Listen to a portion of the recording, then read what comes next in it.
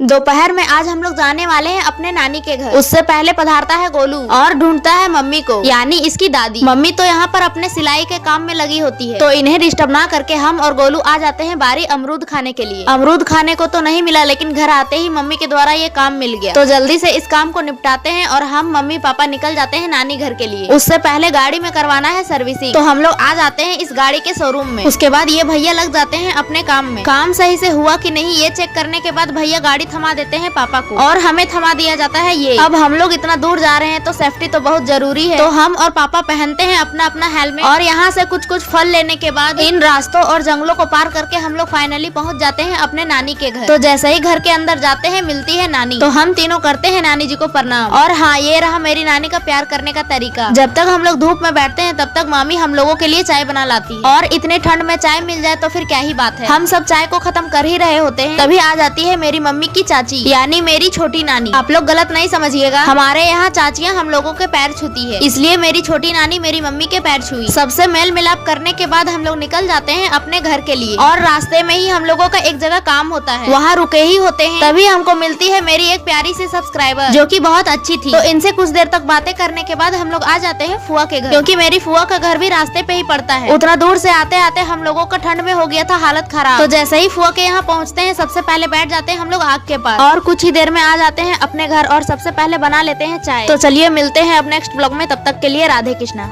दोपहर में आज हम लोग जाने वाले हैं अपने नानी के घर। उससे पहले पधारता है गोलू और ढूंढता है मम्मी को, यानी इसकी दादी। मम्मी तो यहाँ पर अपने सिलाई के काम में लगी होती है, तो इन्हें डिस्टर्ब ना करके हम और गोलू आ जाते हैं बारी अमरूद खाने के लिए। अमरूद खाने को तो नहीं मिला, लेकिन घर आते ही मम्मी के द्वारा ये काम मिल गया, तो जल्दी से इस काम को निपटाते हैं और हम मम्मी पापा निकल जाते हैं नानी घर के लिए। उससे पहले गाड़ी में करवाना है सर्विसिंग, तो हम लोग आ जाते हैं इस गाड़ी के शोरूम में। उसके बाद ये भैया लग जाते हैं अपने काम में। काम सही से हुआ कि नहीं ये चेक करने के बाद भैया गाड़ी थमा देते हैं पापा को, और हमें थमा दिया जाता है ये। अब हम लोग इतना दूर जा रहे हैं तो सेफ्टी तो बहुत जरूरी है, तो हम और पापा पहनते हैं अपना अपना हेलमेट। और यहाँ से कुछ फल लेने के बाद इन रास्तों और जंगलों को पार करके हम लोग फाइनली पहुँच जाते हैं अपने नानी के घर। तो जैसे ही घर के अंदर जाते हैं मिलती है नानी, तो हम तीनों करते हैं नानी जी को प्रणाम। और हाँ, ये रहा मेरी नानी का प्यार करने का तरीका। जब तक हम लोग धूप में बैठते हैं तब तक मामी हम लोगों के लिए चाय बना लाती है, और इतने ठंड में चाय मिल जाए तो फिर क्या ही बात है। हम सब चाय को खत्म कर ही रहे होते हैं, तभी आ जाती है मेरी मम्मी की चाची, यानी मेरी छोटी नानी। आप लोग गलत नहीं समझिएगा, हमारे यहाँ चाचियाँ हम लोगों के पैर छूती है, इसलिए मेरी छोटी नानी मेरी मम्मी के पैर छुई। सबसे मेल मिलाप करने के बाद हम लोग निकल जाते हैं अपने घर के लिए, और रास्ते में ही हम लोगों का एक जगह काम होता है, वहाँ रुके ही होते हैं। तभी हमको मिलती है मेरी एक प्यारी सी सब्सक्राइबर, जो कि बहुत अच्छी थी, तो इनसे कुछ देर तक बातें करने के बाद हम लोग आ जाते हैं फुआ के घर, क्योंकि मेरी फुआ का घर भी रास्ते पे ही